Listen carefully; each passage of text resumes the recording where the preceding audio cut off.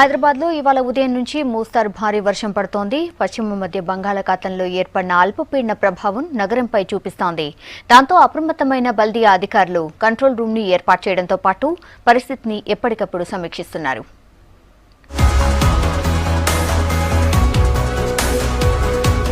హైదరాబాద్ లో ఇవాళ ఉదయం నుంచి భారీ వర్షం పడుతోంది. చాలా ప్రాంతాల్లో పొద్దున 7 నుంచి వాన మొదలైంది. Miyapur, Madhapur, Gachibowli, Manikonda, Jubilee hills, Banjara hills, Khairatabad, కోటి, అబిడ్స్, నాంపల్లి, సికింద్రాబాద్ ఏరియాల్లో భారీ వర్షం పడింది. వనస్థలిపురంలో ఆగమయ్య నగర్ లో డ్రైనేజీలు పొంగి పొర్లడంతో రోడ్లన్నీ జలమయమయ్యాయి. రాజేంద్ర నగర్, కర్మన్ ఘాట్ ఏరియాల్లో కూడా భారీ వర్షం పడింది.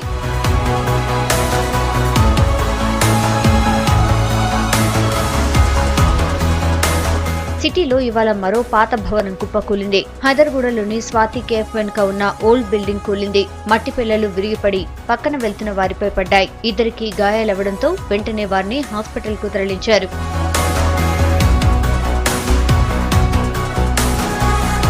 గ్రేటర్ హైదరాబాద్ లో పరిస్థితిని కంట్రోల్ రూమ్, సెంట్రల్ ఎమర్జెన్సీ బృందాలు, యాక్షన్ టీంలను ఏర్పాటు చేసి బల్దియా అధికారులు మానిటరింగ్ చేస్తున్నారు. శిథిలావస్థలో ఉన్న భవనాలను ఖాళీ చేయాలని మరోసారి విజ్ఞప్తి చేశారు కమిషనర్ జనార్దన్ రెడ్డి. మరో 2-3 రోజులు భారీ వర్షాలు పడే ఛాన్స్ ఉన్నందున అప్రమత్తంగా ఉండాలన్నారు. ఎమర్జెన్సీ కాల్ సెంటర్ కు వచ్చే సమస్యలన్నింటినీ ఇమీడియట్ గా పరిష్కరిస్తున్నామన్నారు. చెట్లు పడిపోతే తొలగించడంతో పాటు వాటర్ నిలిచిపోయిన చోట క్లియర్ చేయించినట్టు కమిషనర్ చెప్పారు. హెవీ రెయిన్స్ పడేటువంటి అవకాశం ఉందనేటువంటి సూచనతో అన్ని శాఖల వాళ్ళు అప్రమత్తంగా ఉన్నారు. అండ్ ముఖ్యంగా ఏంటంటే వర్షం ఎక్కువగా పడుతున్నప్పుడు శిథిలావస్థలో ఉన్నటువంటి భవనాల్లో ఉన్నటువంటి వాళ్ళు కనీసం తాత్కాలికంగానైనా సురక్షిత ప్రాంతాలకు వెళ్ళమని చెప్పడం జరుగుతుంది. కంటిన్యూస్గా ఎఫర్ట్ చేస్తాం.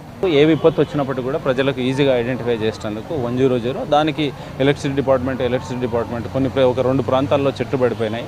అవి ఆల్రెడీ క్లియర్ చేయడం జరిగింది.